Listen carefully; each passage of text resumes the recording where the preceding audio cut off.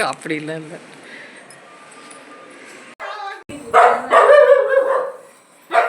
Hi friends, welcome to my channel PG cameras போலாம் ஒரு trip. நான் உங்கள் பத்மா கணேஷ். எல்லோரும் எப்படி இருக்கீங்க? நான் ரொம்ப நல்லா இருக்கேன்.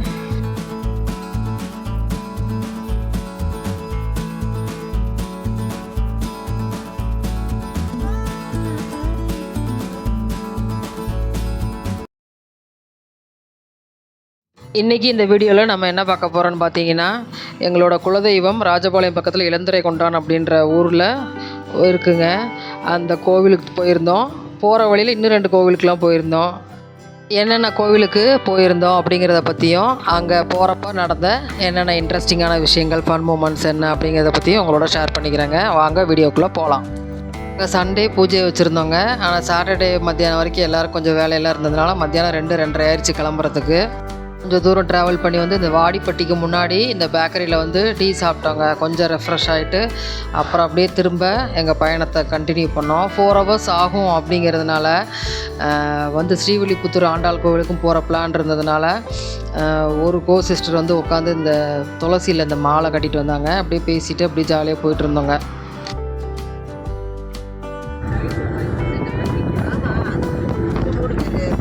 ரொம்ப நேரம் அமைதியாகவே வந்தால் போர் அடிக்கும், சரி ஏதாவது படம் பார்த்துட்டு போகலாம் அப்படின்னு ஒரு 2-3 படம் சூஸ் பண்ணி வச்சுருந்தோம். பார்த்தா எல்லாம் பிளானும் அப்செட் ஆயிடுச்சு. நேரமாக என்னன்னு தெரியல. இதுக்கு முன்னாடியே ஒரு தடவை அப்படித்தான் ஆச்சு. வண்டியில் இருக்கிற டிவியில் டிஸ்பிளே ஏதோ ஒயர் இதாகிடுச்சு அப்படின்ட்டு படம் பார்க்க முடியாதுன்ட்டாங்க. அப்புறம் பாட்டு தான் போட்டு விட்டாங்க. அதுவும் பசங்க போட்டு விட்டாங்க அவங்க செல்லில். எல்லாம் பாதி பேர் அரை மயக்கத்தில் அப்படியே கொஞ்சம் தூங்குறதுக்கு இது பண்ணிகிட்டு இருந்தாங்க. சொல்லிட்டு பாட்டு கேட்டே போனது. அதுவும் நல்லா தாங்க இருந்துச்சு.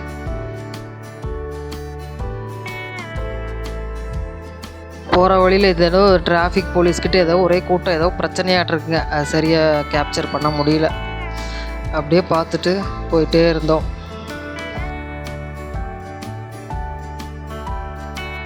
ஒரு டோல்கேட் வந்துச்சு. அதை வந்து ஃபாஸ்டேக் அப்படியே ஸ்கேன் ஆகலை. அப்புறம் பார்த்துட்டே இருந்துட்டு அதை ஒர்க் பண்ணுறவர் கையில் ஏதோ ஒரு இது மாதிரி வச்சு அதில் வந்து ஸ்கேன் பண்ணி அப்புறம் பே பண்ணிவிட்டு நாங்கள் அப்புறம் வண்டி எடுத்துகிட்டு கிளம்புனோம். உங்கள் கோயிலுக்கு வருஷம் போயிடுவோங்க. எங்கள் மாமனார் மாமியார் இருந்தப்பிலேருந்து நடுவில் ஏதாவது 1-2 வருஷங்கள் ஏதாவது தாயாதின்னு சொல்லுவாங்க இல்லைங்களா, அதை நம்ம சொந்தக்காரவங்களில் யாராவது இதாகிட்டாங்கன்னா மட்டும் போக மாட்டோம். போன வருஷம் எங்கள் ஹஸ்பண்டோட பெரியப்பாவும் சித்தியும் வந்து இறந்துருந்தாங்க மாற்றி ஒரு 2-3 மாதத்தில். அதனால் போன வருஷம் போகலை. 2 வருஷம் ஆச்சு அம்மனை பார்த்து. அப்படின்றதுனால ஒரே எக்ஸைட்மெண்ட்டாக இருந்துச்சு, சாமியை பார்க்கணும் நல்லபடியாக அப்படின்னு போயிட்டுருந்தோம். பைபாஸ் எல்லாம் தாண்டி கொஞ்சம் ஊர்கள் வர ஆரம்பிச்சிது. அப்படியே பார்த்துட்டே போயிட்டுருந்தோம்.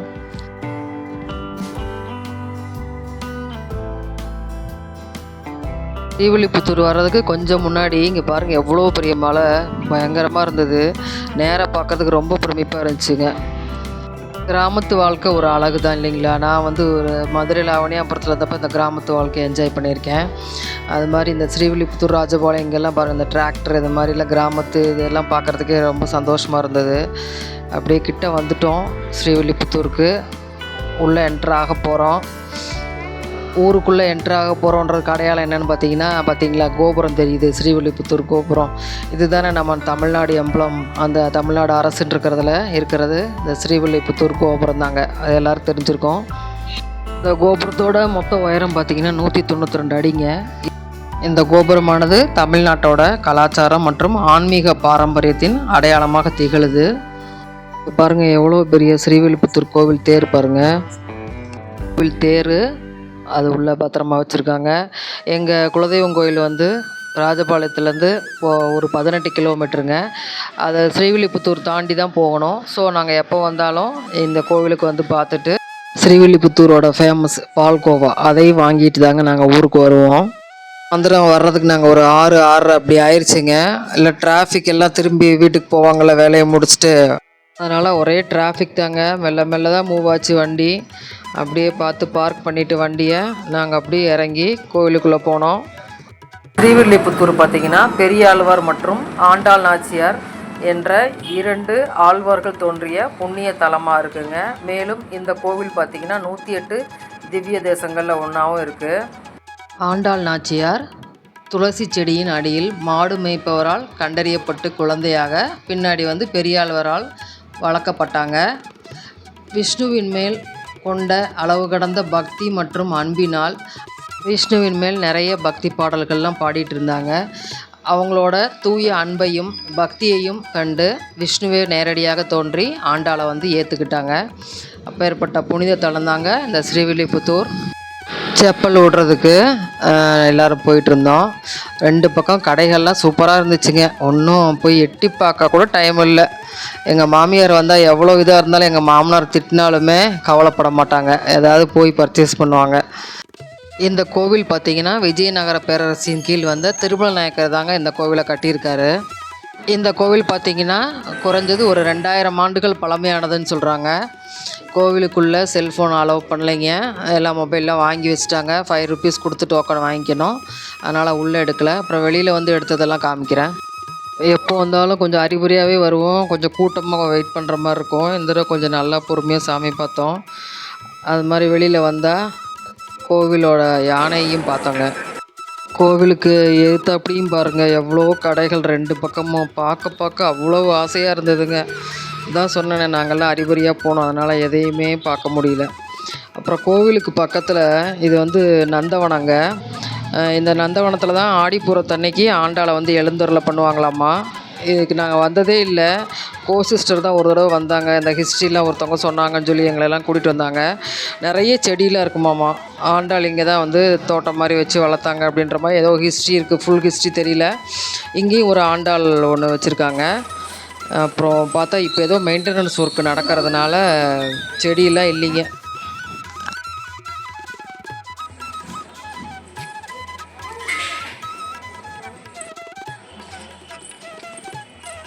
அடுத்து வந்தது சக்கரத்தாழ்வார் சந்நிதிங்க. இங்கேயும் பார்த்தீங்கன்னா சுற்றி பெயிண்டிங்ஸு சூப்பராக இருந்தது. இந்த சக்கரத்தாழ்வார் பார்த்தீங்கன்னா உங்களுக்கு பஞ்சலோகத்தால் ஆனவராக இது நல்லா இருந்துச்சுங்க. அதனால் சுற்றி பெயிண்டிங்ஸ் எல்லாம் பார்க்கவே ரொம்ப சூப்பராக இருந்தது. இதெல்லாம் நான் இதாங்க ஃபஸ்ட் டைம் பார்க்குறோம். சிஸ்டர்ஸ் ஒரு தடவை வந்திருக்காங்களாட்டிருக்கு. நான் வந்து இந்த தடவை தான் பார்க்குறேன். ஏன்னா எப்போ வந்தாலும் ஆண்டாளை மட்டும் பார்த்துட்டு ஓடிடுறது. அந்த மாதிரி அவங்கெல்லாம் ஏதோ ஒரு தடவை வந்திருப்பாங்களாட்டிருக்கு. இதெல்லாம் பார்த்துருக்காங்க. அந்த சந்நிதியிலேருந்து வெளியில் வந்தால் ஆண்டாள் கோபுரங்க. எவ்வளோ பிரம்மாண்டம் இல்லை உண்மையிலேயே. இதெல்லாம் வந்து இந்த காலத்தில் எப்படி கட்ட முடியும், நினச்சி கூட பார்க்க முடியாது. நாங்கள் இந்த ஃபோட்டோ எடுத்துகிட்டு வெளியில் வந்தால் மற்றவங்களெல்லாம் காணோம். சரி வண்டிக்கு போயிட்டாங்களாட்டிருக்கு. நாங்கள் வண்டிக்கு வந்துட்டோம். பார்த்தா அவங்க வடபத்திர சாயியை பார்க்க போயிருக்காங்க. நான் அது மிஸ் பண்ணிட்டேன். இந்த கோவிலில் இங்கே வந்து விஷ்ணு பகவான் வடபத்திர சாயி அப்படின்ற நாமத்தில் தான் அழைக்கப்படுறாரு. டெய்லி ஆண்டாள் சூடி கொடுத்த மாலையை வந்து வடபத்திர சாயிக்கு சாத்துறாங்க. கோவில் பக்கத்துலேயே இந்த வெங்கடேஸ்வரா விலாஸ்ன்னு சொல்லிட்டு இங்கே இதாங்க ரொம்ப ஃபேமஸ். ஒரு 2-3 இடத்துல பிரான்ச் இருக்குது. இந்த கடையில் தான் எப்போயும் நாங்கள் பால்கோவா வாங்குவோம். சரி மறுநாள் வாங்கிக்கலான்ட்டாங்க. அதனால் ஜஸ்ட்டு ஃபோட்டோ மட்டும் எடுத்துகிட்டு வந்துட்டேன். சங்கரன் கோவிலும் பார்க்கலான்னு நினச்சோம். ஆனால் 8 மணி ஆயிடுச்சு இங்கே ஸ்ரீவில்லிபுத்தூரில். ஸ்ரீவில்லிபுத்தூர்லேருந்து 1 மணி நேரங்க சங்கரன் கோவில். அதனால் 9 மணி ஆயிரும், கோவில் க்ளோஸ் பண்ணிடுவாங்கன்னு சொல்லிட்டு பிளான் ட்ராப் பண்ணிட்டோம். சரின்னு ஹோட்டலுக்கு வந்துட்டோம். இந்த ஹோட்டல் வீடியோ நான் தனியாக சேனலில் போட்டிருக்கேன் ஆல்ரெடி. இது பார்த்திங்கன்னா நம்ம எல்லாேருக்கும் பசியாக வேறு ஆயிடுச்சு. சரி இங்கேயே உள்ளேயே ஒரு ரெஸ்டாரண்ட் இருக்குது, அங்கேயே வந்து சாப்பிட்டுக்கலாம் அப்படின்னு முடிவு பண்ணோம். சரி இப்போ வெளியில் அலையிறதுக்கு டைம் ஆயிடுச்சு எல்லாருக்கும் அப்படின்றதுனால. என்னென்னது வெஜ்ஜு நான்வெஜ் அப்படின்ற மாதிரி இருந்தது. லைட்டெல்லாம் போட்டு சூப்பராக இருந்தது செட்டிங்லாம். உள்ளே போய் பார்த்தா பயங்கர கூட்டங்க. முதல்ல ஆர்டர் பண்ணி ஃபுட்டு லேட் ஆச்சு, நம்ம சீட்டு கிடைக்கவும் லேட் ஆச்சு. கிட்டத்தட்ட 1/2 hour 1 hour ஆச்சு உட்காந்து சாப்பிட்றதுக்கு. சரி ஒரு வழியாக சாப்பிட்டு முடிச்சுட்டு சரின்ட்டு வந்துட்டோம். அதுக்கே சரியாக போச்சு, 10 மணி பக்கமே ஆயிடுச்சு. அதோட ஃபஸ்ட் டே இது முடிஞ்சுது. இதான் நாங்கள் தங்கியிருந்த ஹோட்டல் ரூமு. பார்க்குறதுக்கு வீடு மாதிரியே இருந்தது, சூப்பராக இருந்துச்சுங்க. காலையில் சீக்கிரம் எழுந்திரிச்சு ஒரு 5 மணிக்கா முடிஞ்சவங்கெல்லாம் சங்கரன் கோவில் போகலாம் அப்படின்னு ஐடியா பண்ணிவிட்டு நைட்டெல்லாம் படுத்தாச்சுங்க. அப்புறம் காலையில் எந்திரிச்சு 5 மணிக்கெலாம் டிரைவரையும் கிளப்பி காலையில் போனோம் சங்கரன் கோவில். காலையில் இந்த விடிஞ்சும் விடியாமல் இருக்கிற அந்த டைமில் சூரியன் உதித்து வர்றது அதெல்லாம் பார்த்துட்டு ட்ராவல் பண்ணுறதே சூப்பர் ஒரு எக்ஸ்பீரியன்ஸாக இருந்தது. அதெல்லாம் அப்படி பார்த்துட்டே போயிட்டுருந்தோம். காலையில் சீக்கிரம் வேறு எந்திரிச்சாச்சு, பசிக்கும்ல அப்புறம் நமக்கு. அதனால் காஃபி குடிக்கிறது வழக்கம் எல்லோரும். அதனால் ஒரு டீ கடையில் நிப்பாட்டி ஒரு டீயை சாப்பிட்டுட்டு திரும்ப கண்டினியூ பண்ணோம்.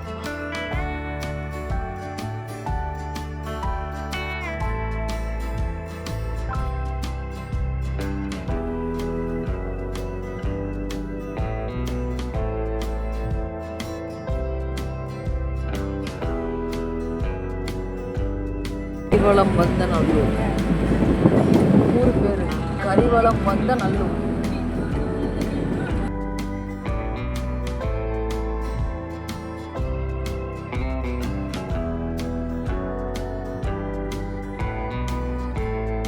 சங்கரன் கோவில் வந்துட்டு ஒரு லெஃப்ட் கட்டில் திரும்பி இருக்கணுங்க. தாண்டி வந்துட்டார் டிரைவரு. அப்புறம் பார்த்தா ஜென்ஸு தான் யார்கிட்ட எதுவும் கேட்கவும் மாட்டாங்களே. கோவில் இருக்கிற தெருவை விட்டுட்டு அதை சுற்றி இருக்கிற எல்லா தெருவையும் சுற்றியாச்சுங்க. வண்டியிலேயே சுற்றிட்டோம் பார்த்துக்கோங்களேன். கோவில் இருக்கிற தெருவுக்கு மட்டும் அந்த இடத்துக்கு மட்டும் போகல, அதை சுற்றி இருக்கிற ஸ்ட்ரீட்டு ஃபுல்லாக அப்படியே சுற்றியாச்சு. சுற்றி சுற்றி சுற்றி கடைசியாக ஒரு வழியாக வந்து சேர்ந்தோம். மேப்பும் தப்பாக காமிச்சது. அது ஒரு பெரிய காமெடியாக இருந்துச்சுங்க. அட்லாஸ்ட் வந்துட்டோம் கோவில்கிட்ட. கோவிலோட என்ட்ரன்ஸு இதாங்க. ஒரே ஒரு தடவை மாமனார் கூட வந்திருக்கேன். ஆனால் சுத்தமாக மெமரியில் இல்லை கோவில். அதுக்கப்புறம் இதாங்க செகண்ட் டைமு. இதுவும் ஒரு பழமையான கோவில் தாங்க. 1022ஆம் ஆண்டு கட்டப்பட்டது. பாண்டிய மன்னர் உக்கிர பாண்டியன் அப்படிங்கிறவர் தான் இந்த கோவிலை கட்டியிருக்காருங்க. இந்த கோவிலோட கோபுரம் பாருங்கள், என்ன ஒரு அழகு பாருங்கள், கம்பீரமாக நிற்கிது. இந்த கோவிலில் இறைவன் சங்கரலிங்க சுவாமி என்றும் இறைவி கோமதி அம்மன் என்றும் அழைக்கப்படுறாங்க.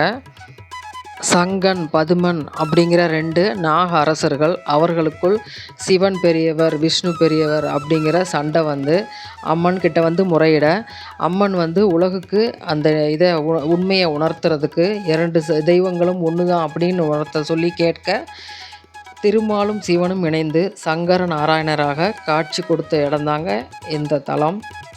கோவிலுக்குள்ளே பாருங்கள் எத்தனை தூண்கள் இருக்குது, கல் தூண்கள். அதை பார்த்தாலே நமக்கு தெரியுது கோவில் வந்து எவ்வளவு பழமையான கோவில்னு. இவ்வளோ பழமையான கோவில் இது இருக்குன்றது நிஜமாக எங்களுக்கே வந்து அன்எக்ஸ்பெக்டட் தாங்க. பார்க்குறப்ப ரொம்ப சந்தோஷமாக இருந்துச்சு. இவ்வளோ பழமையான கோவிலுக்கு வந்து சாமியை பார்த்து தரிசனம் பண்ணது எல்லாமே ரொம்ப மனதுக்கு நிறைவாக இருந்ததுங்க. உண்மையிலேயே வெளியில எல்லாம் பூஜை கடைகள், பூக்கடைகள் எல்லாமே நிறைய இருந்தது. அதெல்லாம் தாண்டி தான் நம்ம கோவிலுக்குள்ளே போகிற மாதிரி இருக்கும். காலையில் நாங்கள் போகிறப்ப மணி 6ங்க. அந்த 6 மணிக்கே கோவிலில் அவ்வளோ கூட்டம் இருந்ததுங்க. பழமையான கோவில் மட்டும் இல்லைங்க, பெரிய கோவிலுங்க. இந்த கோவிலில் வந்து ஒரு நாள் ஃபுல்லாக டைம் ஸ்பெண்ட் பண்ணலாம். ஒரு ஒரு இடத்துல ஒரு பிரகாரத்துலேயும் உட்கார்றதுக்கு அந்த மாதிரி இருந்துச்சுங்க. இது வந்து டிக்கெட் அர்ச்சனை டிக்கெட் வாங்குறதுக்கு வெயிட் பண்ணோம். அர்ச்சனை டிக்கெட் 10 ரூபா. ரொம்ப பெரிய கோவிலுங்க. நிறைய வேண்டுதல்கள்லாம் இங்கே நடக்குது. அது மாதிரி பார்த்தா ரொம்ப நாளைக்கு அப்புறம் நான் வௌவாலை பார்த்தேங்க. ரொம்ப வருஷமே ஆச்சுன்னு சொல்லணும்.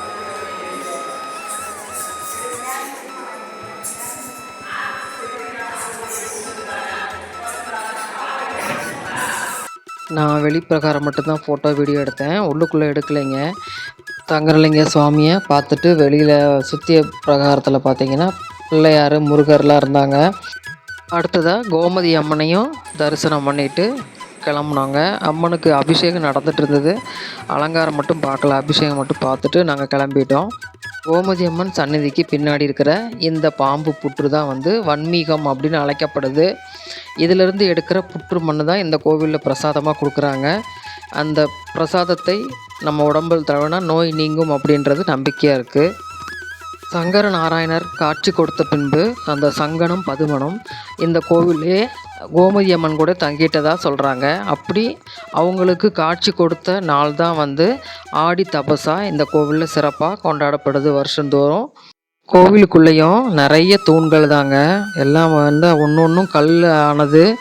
அவ்வளோ ஒரு அருமையாக வந்து பண்ணியிருக்காங்க அந்த காலத்தில். அதெல்லாம் நம்ம போற்றி பாதுகாக்கிறதா நம்மளோட மிகப்பெரிய கடமை. ஆனால் மக்கள் வந்து திருந்தணும் இன்னும் அப்படின்னு தான் நான் சொல்லுவேன். எண்ணெய் ஆப்பி வச்சுருக்காங்க, அப்புறம் குங்குமத்தை ஆப்பி வச்சுருக்காங்க, விபூதியை போட்டிருக்காங்க. எவ்வளோ கிண்ணங்கள் இருந்தாலும் திரும்பவும் வந்து தூண்களில் கொட்டுறது இதெல்லாம் வந்து நம்ம மக்களுக்கு போகவே மாட்டேங்குது. இதுதான் அந்த சங்கர நாராயணர் சன்னதிங்க. ஒரு சன்னதிலையும் ஒரு அரை மணி நேரமாவது உட்காரலாம். நிஜமாக அவ்வளோ ஆசையாக இருந்தது. பார்க்க நமக்கு அல்ல எப்போ போனாலும் எங்கே போனாலும் அறிகுறியாகவே வர்ற மாதிரி இருந்துச்சுங்க. அந்த சன்னதியை சுற்றிலும் நிறைய பெயிண்டிங்ஸ் இருந்தது. ஆனால் எல்லாம் சிதிலம் அடைஞ்சிருக்கு, பெயிண்ட் எல்லாம் போயிருந்தது. சூப்பராக இருந்துச்சு. ஆனால் பார்க்குறதுக்கு என்ன சொல்கிறது, ரொம்ப சந்தோஷமாக இருந்துச்சுங்க. கோவிலுக்குள்ளே போய் ஒன்றொன்றையும் பார்க்குறதுக்கு தான் சொல்கிற மாதிரி நிறைய டைம் ஸ்பெண்ட் பண்ண முடியலையே அப்படின்ற வருத்தம் இருந்தது எங்களுக்கு. அதை தாண்டி வந்தால் கோமதின்ற யானையும் இருந்தது, கோவில் யானை. அழகாக அது டான்ஸ் ஆடிட்டும் இருந்துச்சுங்க. அதையும் பார்த்து ரசிச்சுட்டு அப்புறமா வந்து கிளம்பிட்டோம். சரி டைம் ஆயிடுச்சு, நம்ம குலதெய்வம் கோயிலுக்கு போகிறதுக்கு லேட் ஆயிரும், திரும்ப 1 ஹவர் ட்ராவல் பண்ணி போகணும் அப்படிங்கிறதுனால அப்படியே கிளம்பிட்டோங்க. நாங்கள் ஊரில் இருந்தே அம்மனுக்கு சாத்துறதுக்கு புடவை, மற்ற சாமிகளுக்கெல்லாம் வந்து வேஷ்டி அந்த மாதிரி இது, அப்புறம் வந்து அபிஷேக சாமான் எல்லாமே வாங்கிட்டு வந்துட்டோம். மாலை மட்டும் ஃப்ரெஷ்ஷாக இருக்கட்டும்னு சொல்லி இங்கே ராஜபாளையம் வந்து வாங்கிக்கலான்ட்டு ஐடியா. அதனால் அதையும் வாங்கிட்டு போகணும் அப்படின்றதுனால வேகமாக கிளம்பிட்டோம். மதுரையில் இருந்தப்போ நான் இந்த ஜனவரி பூ, டிசம்பர் பூ இதெல்லாம் வச்சுருப்பேன். அதெல்லாம் இந்த பக்கம் கோயம்புத்தூர் சைடு கிடைக்காது. அது மாதிரி கனகாம்பரம் கூட இப்போ ரேராக கிடைக்கிது. அங்கே ராஜபாளையத்தில் பார்த்தேன். அதை பார்த்து அவ்வளோ ஆசையாக இருந்துச்சு, ஒரு ஃபோட்டோ எடுத்தேன். நாங்கள் தங்கியிருந்த ஹோட்டலே பிரேக்ஃபாஸ்ட் ஃப்ரீ அப்படின்றனால வந்துட்டு சரி அவசரமாக சாப்பிட்டு உடனே கிளம்புனோம். வேகமாக கிளம்புனோம். அங்கே வெண்பொங்கல், வடை, சாம்பார், டீ எல்லாம் கொடுத்தாங்க பிரேக்ஃபாஸ்ட்டாக. டேஸ்ட் வைஸ் ஓகே, நல்லா தான் இருந்துச்சு. திரும்ப அங்கேருந்து, அதாவது ராஜபாளையத்துலேருந்து 18 கிலோமீட்ரு டிஸ்டன்ஸு எங்களோட குலதெய்வம் இருக்கிற ஊர் பேர் இளந்திரை கொண்டான் அப்படின்னு சொல்லி, அதுக்கு ஒரு 1/2 அன் ஹவர் ஆகுங்க. திரும்ப கொஞ்சம் தூரம் ட்ராவல் தான்.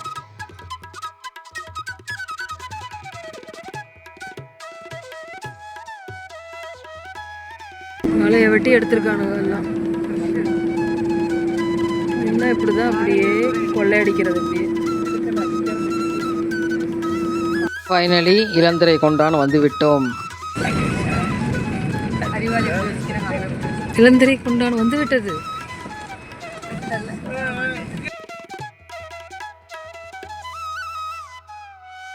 அங்கே கோவிலுக்கு போகிற வழி இது பார்த்தீங்கன்னா ஒரு தெருக்குள்ளே போய் போகிற மாதிரி தான் இருக்கும். அந்த கிராமத்து வாழ்க்கை, அவங்களோட வாழ்வியல், வீடு அதெல்லாம் நம்ம பார்த்துட்டே போகிற மாதிரி தான் அந்த தெரு இருக்கும். அதாங்க ரொம்ப டைம் இல்லை. அப்படியே போகிற வரதை எதுவும் மிஸ் பண்ணாமல் அந்த இதை வந்து கேப்சர் பண்ண எல்லாத்தையுமே.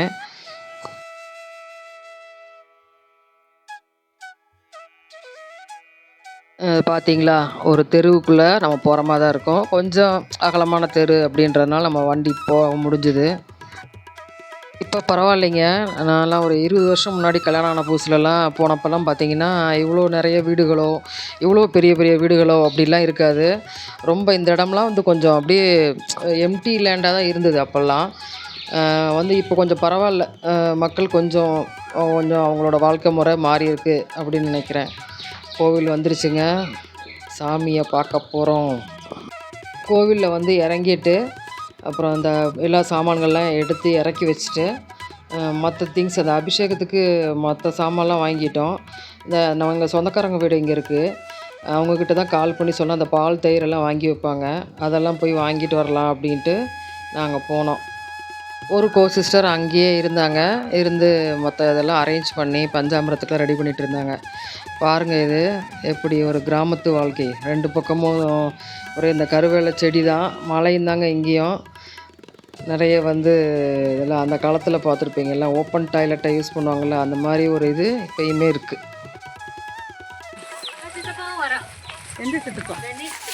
அவர் அவங்களெல்லாம் பார்க்கணும் பாரு.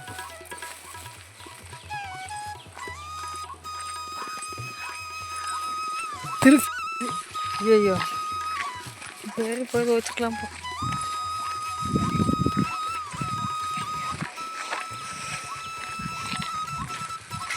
இங்கே தான் நம்ம இடம் இருக்குது. இங்கே தான் நம்ம இடம் இருக்குது. நம்மளுக்கெல்லாம் பாங்கு இருக்குது. கல்லை ஓடி வச்சுட்டு இந்த இடத்துல ஏதோ ஒரு இடம் எதுன்னு நமக்கு தெரியாது. யாரோ ஒருத்தவங்க கேஸ் போட போகிறேன்னாங்க வேறு எதுக்கு. இதாங்க சொந்தக்காரங்க வீடு. இங்கே இருக்கிறது எங்கள் மாமனாருக்கு ஒன்று விட்டு, அதாவது சித்தப்பா பையன் தம்பி, அவங்களோட 3 பொண்ணுகளும் ஒரு பையன் இருக்காங்க. ரொம்ப ஹெல்ப்புங்க. ஃபோன் பண்ணால் நாங்கள் அரேஞ்ச் பண்ணி வச்சுருவாங்க. அபிஷேகத்துக்கெல்லாம் பூசாரிட்ட சொல்லிவிட்டு அது மாதிரி எல்லாம் பால், தயிர்லாம் வாங்கி வச்சு பொங்கல் இதெல்லாம் வந்து ரெடி பண்ணி வச்சுருவாங்க. அவங்க வீட்டுக்கு தான் வந்திருக்கோம். அவங்க வந்து நாய் ஜாஸ்திங்க. அவங்க கூடலாம் நின்று ஒரு ஃபோட்டோ எடுத்துக்கணும்னு நினச்சேன். ஆனால் அதான் டைம் ரொம்ப இதாக இருந்ததுனால அடுத்தடுத்து என்னென்ன வேலைகள் அப்படின்னு பார்த்துட்டு கிளம்புறதுக்கே சரியாக இருந்ததுங்க.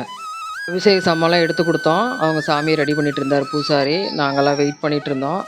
அதுக்குள்ளே அப்படியே அந்த மாவிளக்கு போடுறதுக்கு எல்லாம் ரெடி பண்ணிகிட்டு இருந்தாங்க. அதுக்குள்ளே வாங்க, கோவிலை சுற்றி காமிக்கிறேன். நான் எடுக்கணும்னு நினச்சேன் வீடியோ. என்னோடய ஹஸ்பண்டே வந்து நீட்டாக பொறுமையாக எடுத்துட்டார். நான் எடுக்க முடியலன்னு நினச்சிட்டு இருந்தேன், பார்த்தா அவர் எடுத்திருந்தார். பாருங்கள், பார்த்தது பைரவர். அடுத்து சுற்றி வந்து பார்த்திங்கன்னா இருக்கிறது பிள்ளையாருங்க. முழு முதற் கடவுள் பிள்ளையார் தான் அடுத்து இருக்கார். பக்கத்தில் நாகர்கள்லாம் இருக்கும்.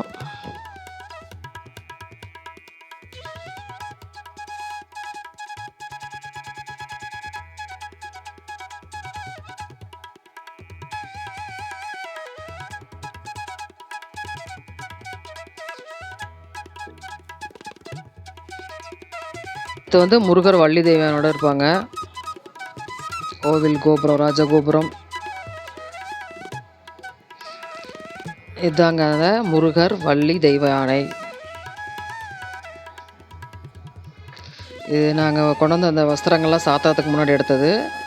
வீரபத்திரர்.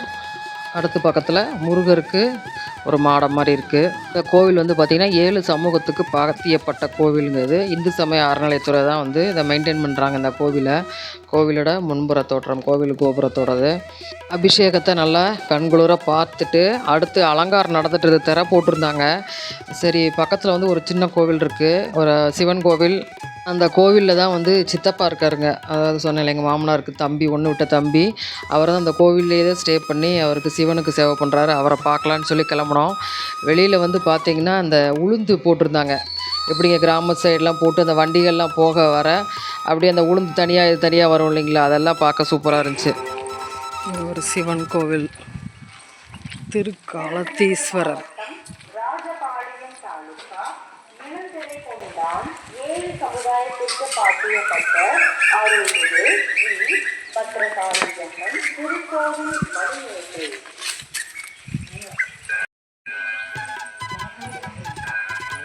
திருக்காலத்தீஸ்வரர் திரு ஞான பூங்கோதையம்பாள் இளந்திரை கொண்டாள். கோவில் நல்லா பெயிண்டிங்லாம் பண்ணிட்டாங்க. சூப்பர்.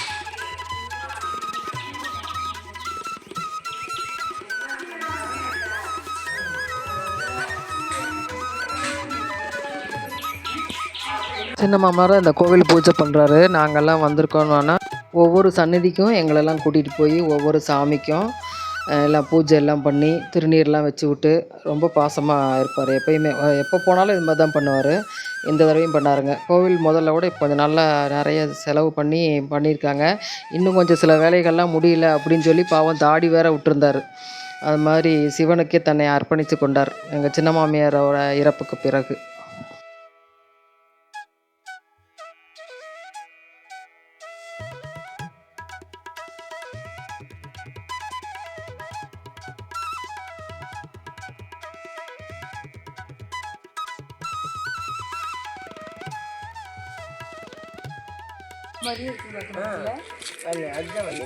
அந்த இலை குட்டியாக இருக்கிறது வன்னி. இது வந்து அரச மரமா? அரச மரம், வேப்ப மரம், வன்னி மரம் 3 இருக்கு. வாழைக்கிணறு தண்ணியே இல்லை.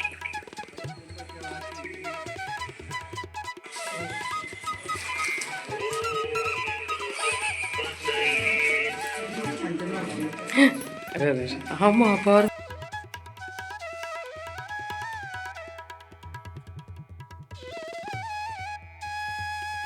இதுவாக நந்தி சிவனை பார்த்துருக்கோம். இங்கே இருக்கிற நந்தி பாருங்கள், நம்ம சொல்கிறத கேட்குறதுக்காக காதை ஒரு பக்கம் திறந்து வச்சுருக்கிற மாதிரி ஒரு அமைப்பு. சின்ன மாமனாரை பார்த்துட்டு அப்படியே சாமியெல்லாம் கும்பிட்டுட்டு வந்துட்டோம். அதுக்குள்ளே இங்கே அலங்காரம் முடிஞ்சுதுங்க. பூஜை ஃபஸ்ட்டு இங்கே அம்மனுக்கு பூஜை பண்ணுறதுக்கு முதல்ல அம்மனோட பிறந்த இடம்னு ஒன்று சொல்லியிருக்கு, காமிக்கிறேன். அங்கே முதல்ல முடிச்சுட்டு வந்து தான் இங்கே பூஜை பண்ணுவாங்க எப்பயுமே. இதுதாங்க அந்த அம்மன் பிறந்த இடம். இப்போ பரவாயில்ல, ஓரளவுக்கு நல்லா கட்டி இதெல்லாம் பண்ணிட்டாங்க. ஆரம்ப காலத்துலலாம் பார்த்திங்கன்னா கல்லாக இருக்கும், ஏறுறதே ரொம்ப சிரமமாக இருக்கும். இதுதாங்க அம்மன் பிறந்த இடம். இங்கேயும் பூஜை சிறப்பாக முடிஞ்சுது. பிறந்த இடம், அம்மன் பிறந்த இடம் அங்கே முடிஞ்சுட்டு அடுத்து கோவிலுக்கு வந்தோம். கோவிலுக்கு வந்து சுற்றி பிள்ளையார், முருகர், வீரபத்ரர், பைரவர் அவருக்கு எல்லாமே பூஜை பண்ணிவிட்டு அப்போ கடைசியாக தான் அம்மனுக்கு பண்ணுவாங்க. குலதெய்வம் பொதுவாக வருஷத்துக்கு ஒரு தடவை முடிஞ்சால் 2 தடவை கூட குலதெய்வம் கோயிலுக்கு போய் பூஜை பண்ணிட்டு வரணுங்க. அபிஷேகம் பண்ணி பொங்கல் வைக்கணும் அப்படிங்கிறது இப்போ எல்லாருமே சொல்கிறாங்க. கண்டிப்பாக கடைப்பிடிக்க வேண்டிய ஒன்று. சாமிக்கிட்ட எல்லா குறையும் சொன்னோம்னா நமக்கு மனசில் ஒரு பெரிய பாரம் குறைஞ்ச உணர்வு கண்டிப்பாக ஏற்படும். எல்லா கோவிலுக்கும் போயிட்டு வந்தால் எல்லாருக்குமே ஏற்படுறது தான்.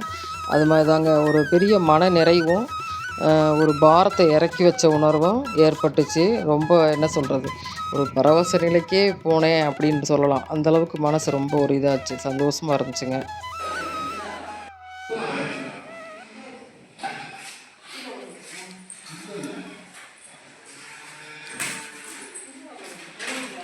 விஷயமா இங்கே பாரு, கை கூப்பு.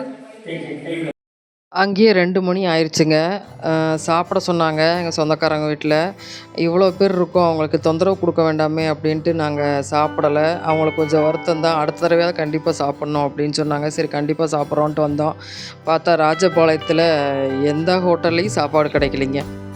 அப்புறம் தேடி தொலாவி ஒரு ஹோட்டலில் தான் டிஃபன் தான் கிடச்சிது. வர்ற வழியில் ஸ்ரீவில்லிபுத்தூர் தாண்டி தானே வரணும், நாங்கள் பால்கோவா வாங்கலேன்ட்டு வாங்கலான்னு இறங்கணும். இந்த தடவை வெங்கடேஸ்வராவில் வாங்கலை, கவர்மெண்ட்டோடது பால் இது, அங்கே தான் வாங்கினோம். பால்கோவா தான், என்ன பால்கோவால தெரியாது.